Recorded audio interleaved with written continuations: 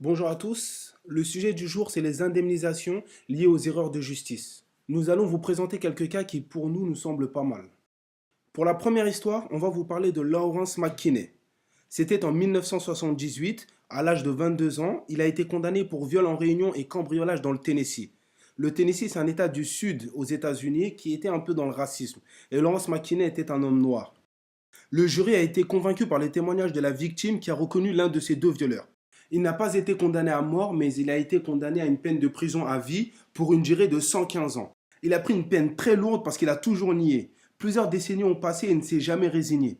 Ce qui l'a sauvé, ce sont les techniques qui ont évolué et en 2009, l'ADN a prouvé qu'il était innocent.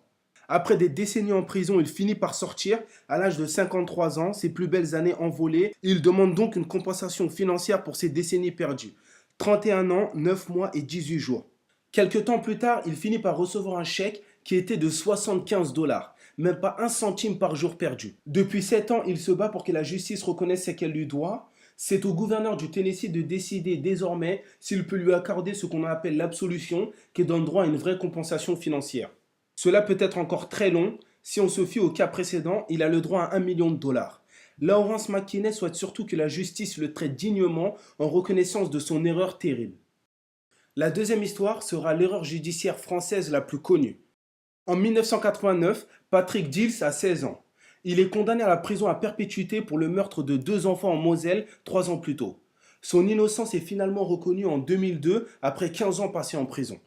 L'État français est condamné à lui verser la somme d'1 million d'euros au titre d'indemnisation. Patrick Dils a déclaré: J'aurais préféré ne pas toucher un centime et ne pas avoir vécu toutes ces galères. Ce n'est pas un pactole comme on en décroche au loto, ce que j'ai vécu ne se chiffre pas. Abderrahim Al-Jabri a passé 13 ans en prison pour un crime qu'il n'a pas commis. À plusieurs reprises, il a demandé une indemnisation, mais aujourd'hui, la justice repousse une nouvelle fois sa décision.